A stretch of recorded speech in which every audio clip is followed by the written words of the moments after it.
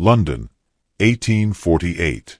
The rain had only just ceased, leaving the cobblestones glistening like black glass beneath the flicker of the carriage lamps.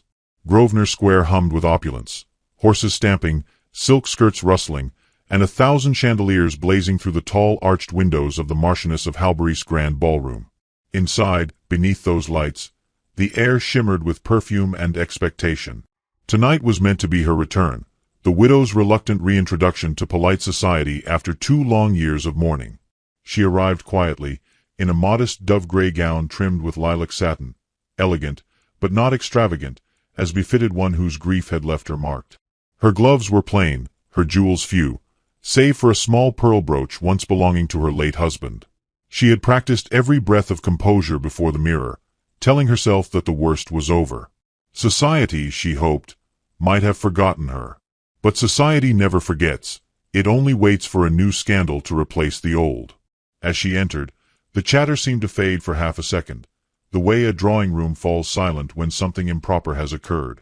She felt the gaze of 100 eyes measure her, weigh her, dismiss her. Conversations resumed, but the air had changed. The orchestra swelled, and couples glided onto the marble floor, but no one approached her. Her presence, neither guest nor outcast, neither celebrated nor pitied, unsettled them. Near the refreshment table, 2 matrons whispered behind their fans. One murmured, "So soon after her husband's circumstances?" The other replied, "Debt, my dear, not death, is the true disgrace. A widow with nothing but memory and unpaid bills is hardly a prize." A soft titter followed. She pretended not to hear. Her hands, folded at her waist, trembled slightly. The candlelight caught the faint silver of her wedding ring. She had not yet found the courage to remove it. Every inch of her composure was a battle. Chin lifted, voice poised, steps measured. But her eyes betrayed the truth. That quiet flicker of humiliation, that exhaustion from being the object of pity and suspicion both. "Lady Whitmore."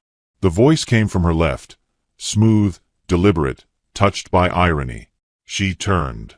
Mr. Ashbury, a gentleman of comfortable wealth and unremarkable manners, stood before her, bowing slightly. His smile was the practiced sort that men used when they wished to be seen being kind. "It must be a relief to step out of the shadows again," he said. "I did not know I was in them," she replied softly. He chuckled, not understanding her tone. "You are brave to attend.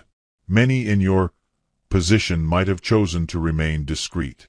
"Discretion," she said, "is often mistaken for shame."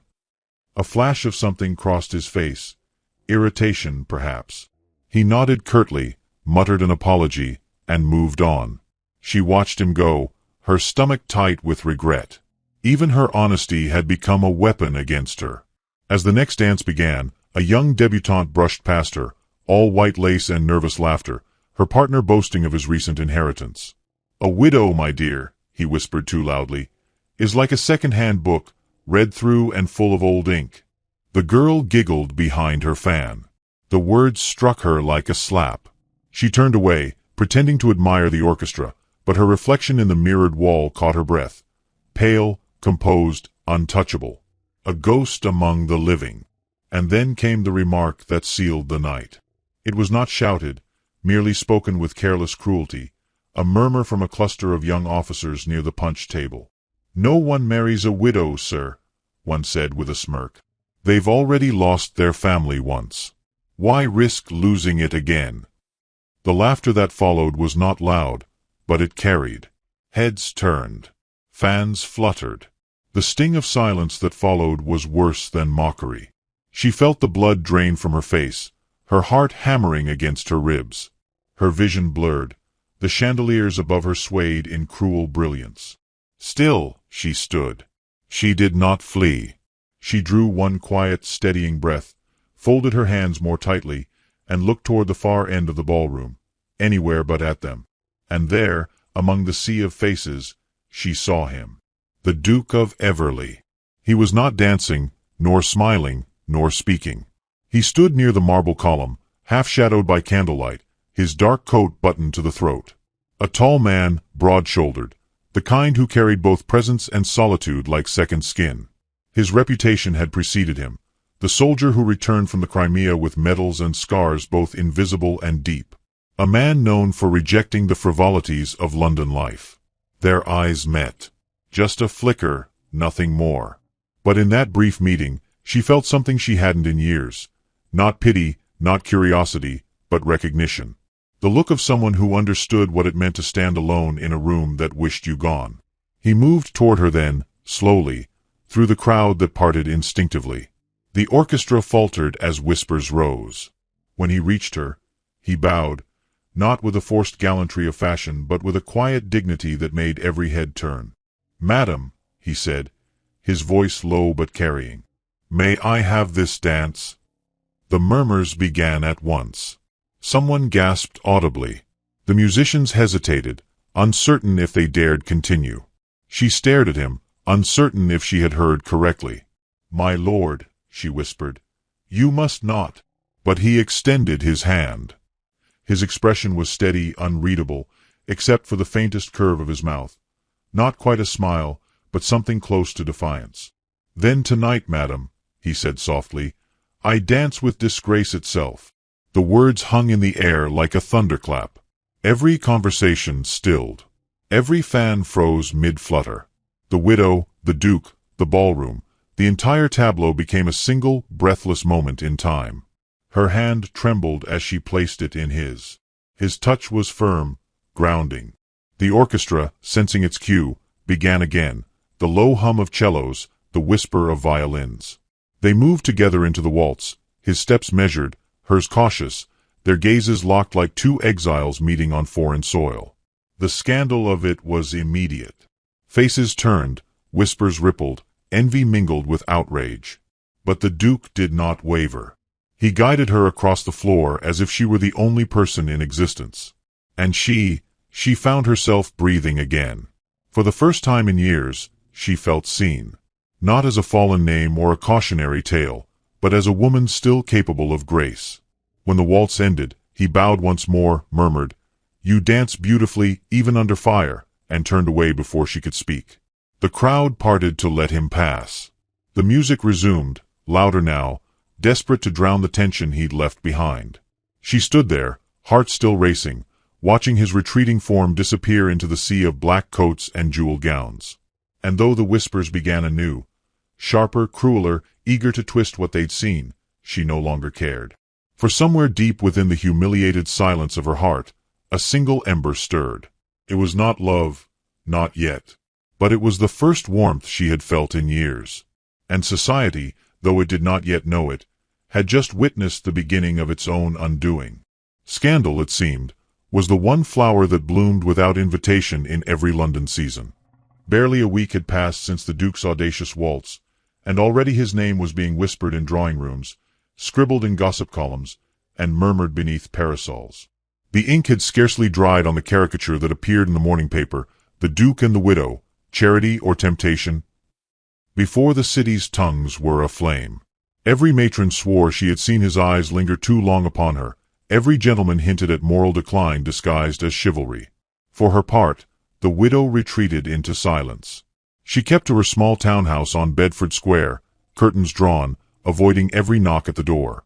The scandal had not merely bruised her reputation, it had reopened the wound of her widowhood. She had tried to convince herself that the Duke's gesture was one of pity, not passion, that he, a man of means and honor, would soon forget the foolish impulse of that night. Yet as the days turned to weeks, her composure began to fray. There were too many moments, the echo of his words, the memory of his hand steadying hers, that refused to fade. On the 10th morning, as the rain traced patterns on her windowpane, a sealed envelope arrived. Heavy parchment, his crest impressed in silver wax. Her maid hesitated before handing it over, as though the very thing might burn. The letter was brief, too brief to comfort, yet too daring to ignore. "If the world must condemn you for a single dance, let it at least do so in my company. Come to Everley Hall. I have a matter of business concerning one of your late husband's horses. It is not society I wish to see, only you." It was signed simply, Everley. For a full day she stared at the letter, torn between dread and curiosity. To go would be to invite further ruin. To refuse would be to admit fear. In the end, she chose neither courage nor prudence, only a restless need for understanding. And so, one gray afternoon, she stepped once more into a carriage and rode south toward Kent. Everley Hall stood like a monument to solitude, broad lawns swept toward the horizon, its towers rising above a forest of yews and cypress. When her carriage stopped at the gravel drive, the air was thick with the scent of rain and roses. The Duke met her at the door, dressed plainly, his expression unreadable. "I am grateful you came," he said. "I could hardly decline without offending your courtesy," she answered, her voice steady though her hands trembled beneath her gloves. He gestured toward the gardens. "The horse was merely an excuse," he admitted. "Forgive the deception. I thought it unkind to let the city speak for me." Her brow tightened. "And what would you say, my lord, that gossip has not already embroidered?" "That I do not regret the dance," he replied simply. They walked then through the dripping rose garden, their words slow, deliberate. The air carried the mingled scent of earth and sea. He spoke not as a man defending his actions, but as one seeking understanding from an equal. "When I returned from the Crimea," he said, "I found this country starving for decency. They call themselves virtuous, yet they gorge on scandal as if it were bread." She gave a quiet, bitter laugh. "And you risked your own name to feed them a new morsel?" "I risked nothing I wished to keep," he said. They stopped beside a marble bench, where a single rose, pale and wild, leaned across the path. He plucked it carefully, crushed the stem between his fingers, and slipped the bloom into a small silver locket. "Something to remind you," he said, placing it in her palm, "that not every act of kindness requires permission." Her eyes fell to the locket, simple, beautiful, faintly warm from his hand. "This will only worsen matters," she murmured. "Let them worsen," he said. "Let them talk. The world may strip a man of titles, but it cannot take his reason." That evening, as the lamps were lit and the rain began again, their conversation deepened into quiet territory. They spoke of her late husband, a man the Duke had known distantly. She confessed, haltingly, that the marriage had not been one of affection. Her husband's debts had been concealed until after his death, his reputation polished by friends who owed him favors. "I have lived these years," she said, "as if my mourning were a disguise, not for love lost, but for shame I did not earn." The Duke's face softened. "Then you mourned not him, but the life stolen from you." Her eyes met his, startled by the accuracy of his words. No one had ever spoken so plainly to her. From the shadows of the veranda, the housekeeper watched them, and from her, the whispers began anew. By morning, servants were exchanging glances, and a coachman's wife had already carried the tale to the nearby village, that the Duke had brought a widow to his estate and walked with her in the rain. Within days, a letter was sent to London, anonymous, venomous, warning that the Duke's compassion was a mask for immorality. When the Baroness arrived unannounced, she did so with the confidence of one who believed she was performing a social duty. Her voice carried through the hall, all false concern and thinly veiled triumph. "My dear lady, you must understand how this appears. The Duke's generosity is noble, but tongues will wag. Surely you see that remaining here would invite ruin, his and yours." The widow stood rigid, her dignity her last defense. "And yet it seems ruin visits whether one invites it or not," she said. The Duke entered as the Baroness departed. He looked at her, saw the strain in her face, and said quietly, "I warned you the world feeds on cruelty." "You warned me nothing," she replied, her composure cracking. "You only reminded them where to look. Your kindness is too costly, my lord." He stepped closer, his tone still calm. "Madam, if the price of compassion is scandal, I pay it gladly. I have endured the judgment of Parliament and the stench of war. I will survive their gossip." Her voice dropped, trembling. "But I will not. I am not a duke, nor a soldier. I have no armor left." He studied her for a long moment, then said softly, "Then let me be your armor." The words struck her deeper than any flattery could. She turned away, unable to bear the intensity of it. "If you persist," she whispered, "you will lose your good name." His answer came without hesitation. My name survived cannon fire, treachery, and parliament. It can survive a woman's friendship. Outside, thunder rolled. In that sound, something unspoken passed between them, not confession, but an acknowledgment of the impossible. The next morning, she awoke to find another letter on her table, delivered in haste. The seal bore the insignia of the crown. The message was brief, written in the crisp hand of a royal secretary. By order of Her Majesty's household, the Duke of Everley is summoned to London to address a matter of conduct unbecoming a member of the peerage. She read it twice, her heart sinking. Someone had written to the Queen. Someone had made their friendship into treason. Outside her window, the silver locket glinted faintly in the light, its pressed violet crushed and perfect inside. It was the only thing she possessed that had not yet turned against her. And in that quiet moment, as she held it to her chest, she realized the truth. Kindness in this world was always the beginning of scandal. The storm broke over Everley Hall like a confession long withheld. Rain struck the windows with unrelenting force, the wind howling through the chimneys as though the heavens themselves demanded truth. Within the great house, the fire in the drawing-room burned low, casting its glow upon walls lined with faded portraits. Men of iron, women of lace, all long dead and deaf to scandal. The Duke stood near the hearth, coat discarded, his hands clasped behind his back. His face was half in shadow, the other half lit by the shifting flames. Across from him, she sat stiffly in the high-backed chair, the silver locket he had given her resting against her collarbone. Between them hung the unspoken, the letter from the crown, the rumors, the ruin.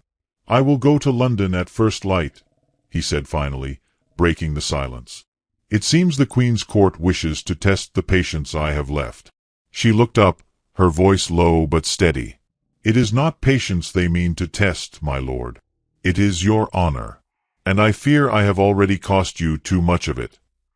He turned toward her, his expression unreadable. "Do you truly believe honor is so delicate? That one whisper can undo a life's worth of deeds." "In my world," she replied, "one whisper is enough to end a woman." He walked closer, the sound of his boots softened by the thunder outside. "You speak as though I were blameless in this, as though I did not know what would come." "Did you?" she asked. He hesitated, and that pause, more than any answer, told her the truth. "You knew," she said quietly. "You knew what they would say, and yet you called me here." "I called you here," he said, "because I was tired of watching goodness starve in the name of reputation. Because I saw in you the same solitude that has haunted me since I returned from the war." Her breath caught. She rose to her feet, the candlelight trembling with her movement. "You mistake pity for kinship." He frowned.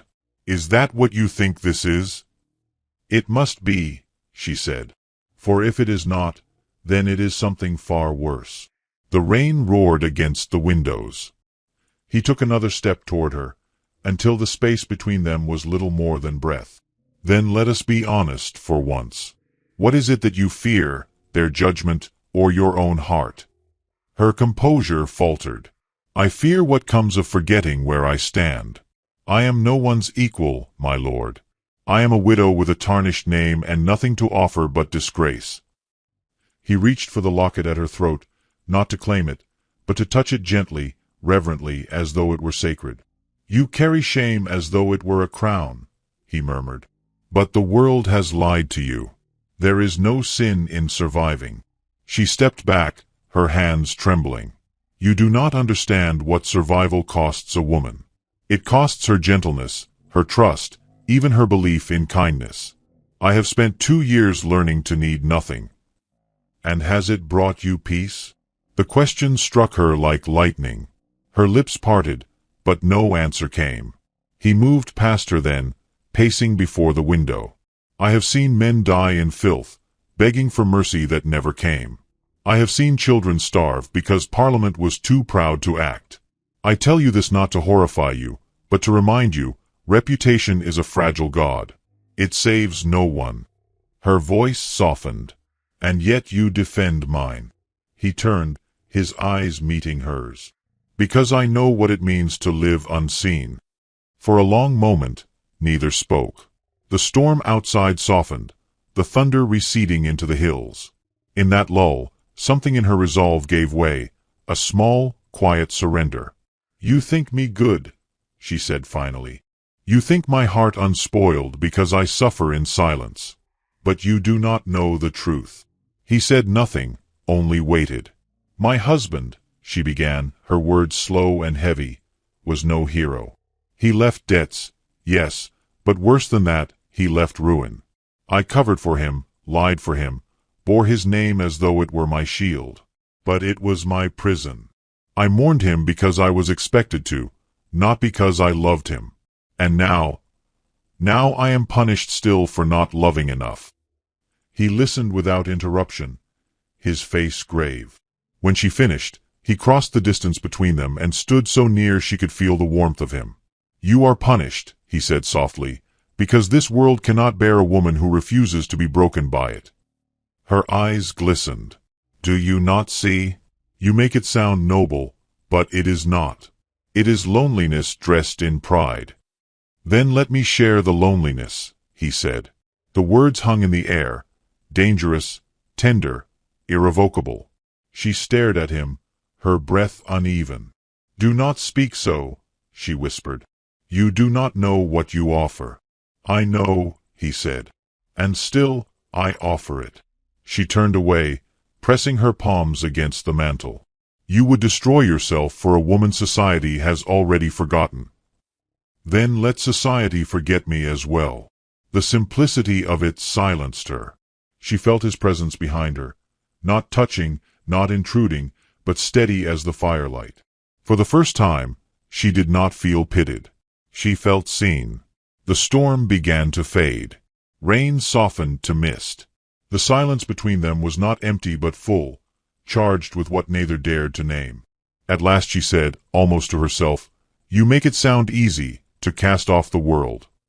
He gave a faint smile. "It is never easy. But some things are worth the ruin." She turned to face him again, her eyes shining with something fierce and fragile. "And what would you know of ruin, my lord?" He met her gaze steadily. "Everything," he said. "I left my men in a trench outside Sevastopol. Half of them froze before dawn. I returned with a title and no sleep. They call me honorable because it costs them nothing. But I am as haunted as you are." Her voice trembled. "Then we are both ghosts." "Perhaps," he murmured. "But even ghosts crave warmth." A single tear slipped down her cheek, catching the light before falling. He did not wipe it away. He only said, "You have carried your shame long enough. Let someone else bear it for a while." The clock in the hall struck midnight. Outside, the last of the thunder rolled away into silence. Within the great house, two exiled souls stood facing one another, not yet lovers, not yet free, but bound by the same quiet defiance. Neither spoke again that night. When morning came, the world had already found them. The Queen's messenger arrived at the gates, crimson seal, silver insignia, the weight of monarchy behind it. The Duke took the letter in silence, broke the wax, and read. His face did not change, but his eyes darkened. He looked up at her. "We have been summoned," he said simply. And though the storm had passed, the air felt heavier than before, as though the calm that followed was only waiting to be broken once more. London had never looked colder. The streets glistened with winter frost, and the city's air was heavy with the scent of coal and scandal. The Duke's carriage drew up before Buckingham Palace in solemn silence, its black lacquer gleaming under a pale sun. Inside, he sat motionless, hands gloved, expression carved from restraint. Across from him, she sat as still as a statue, her face veiled, her heart thundering so violently she feared the world might hear it. Neither had spoken since dawn. There was nothing left to say. When the footman opened the door, the Duke stepped out first, offering his hand. For one heartbeat, she hesitated. The gesture was simple, but the world outside had already turned it into treason. Then she took it, her fingers trembling within his. Their eyes met and parted before anyone could notice. Inside the palace, the corridors echoed with authority. Every step they took was watched, measured, weighed. The royal secretary, an austere man in grey, led them to a small antechamber, where the queen awaited behind closed doors. "Her Majesty will see you alone, my lady," the secretary said. The duke frowned. "That will not be necessary." "It is," came the reply. She looked at him, and in that look all her fear, gratitude, and sorrow converged. He inclined his head once. "Do not beg for mercy," he murmured. "It will only make them crueler." She managed a faint, unsteady smile. "You forget, my lord. I have been at their mercy all my life." Then the door closed between them. The queen's private chamber was not grand but intimate. Pale silk walls, the faint scent of lavender, a single fire burning low. Her Majesty sat in a high-backed chair, her eyes unreadable, her expression a portrait of controlled disappointment. The widow curtsied deeply. "Your Majesty." "Rise," said the queen. "I am told your acquaintance with the Duke of Everley has caused a great deal of conversation." The widow rose slowly, her voice measured. "I regret any impropriety that may have given cause for such talk, your Majesty." The queen regarded her with the stillness of marble. "Regret is a poor salve for scandal.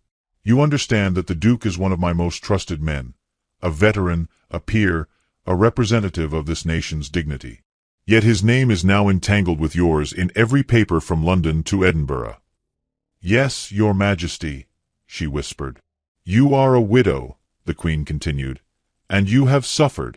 But sympathy must not breed impropriety. You must remove yourself from his company. For his sake, if not your own." The widow's throat tightened. "If I do so, I condemn him to the very loneliness he sought to spare me." "Then perhaps he ought never to have offered it," said the queen coldly. "A woman may survive disgrace. A duke's title cannot." There was nothing left to say. The widow curtsied once more, her eyes burning though no tears fell. "As your Majesty commands." When she left the chamber, her steps were steady, though her heart was breaking. She did not look for the duke. She only walked, past the guards, through the marble hall, out into the waiting carriage. By the time he found her letter, she was already gone. It lay upon his desk at Everley Hall, sealed with no crest, written in her careful, sorrowful hand. He broke it open, and the words within were knife-sharp in their gentleness. "My lord, I was your ruin, though you never saw it so. I will not be your burden as well. You taught me that kindness does not require permission, so let this act of leaving be my kindness to you. Forget me, for I shall endeavor to forget myself. Yours, once and never again." The duke read it twice, then once more, his breath catching on the final line. When the meaning settled, he did not rage. He did not cry. He simply stood, silent and still, while the last of the firelight flickered across his face. Then, slowly, he opened his hand. The silver locket she had cherished fell into his palm, its clasp broken, the violet within crumbled to dust. By morning, London awoke to uproar. At precisely 9 o'clock, the Duke of Everley appeared before Parliament, his posture unshaken, his eyes glacial. When the Speaker rose to address the accusations of moral impropriety, the Duke raised a hand, silencing the chamber. "I have heard," he said, his voice calm, "that honor is the coin by which men measure worth. If that is true, then I have no debt. But if compassion is to be counted as weakness, then let me be the weakest man in this kingdom." The silence that followed was absolute. Even his enemies could not meet his gaze. "I resign my seat," he continued, "and all pretense of respectability that comes with it. I have served Queen and country, but I will not serve hypocrisy. If England can pardon its thieves and flatter its liars, let it pardon me, for loving a woman of grace." Gasps broke the stillness. Some shouted for order, others sat frozen, unwilling to be the first to breathe. The Duke bowed once to the chamber and left without another word. By dusk, the news had spread across every paper, every tavern, every whispering parlor. The Duke resigns in scandal. Confesses affection for disgraced widow. Society in shock. But none of it mattered to him. By nightfall, he was gone from London. Rain fell in relentless sheets as his horse thundered down the coastal road, mud splattering his cloak. The wind cut like glass, but he did not slow. In his breast pocket, the crumpled letter pulsed with every beat of his heart. He reached the seaside village just before dawn, a desolate stretch of stone cottages and salt wind.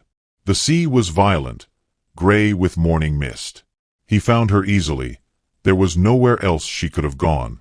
She stood at the chapel steps, dressed in morning black, her valise at her feet. A ship waited in the harbor beyond, its sails ghostly in the dawn. For a moment, he did not move. He only watched her, that small, solitary figure framed against the vastness of the sea. Then she turned, as though she had felt him there all along. Their eyes met across the cold air. She froze, lips parting, disbelief softening her face. The locket, repaired, perhaps by instinct, still hung at her throat. He dismounted, boots striking the wet stone, and walked toward her through the rising mist. The waves crashed like thunder behind them. She whispered, "You should not have come."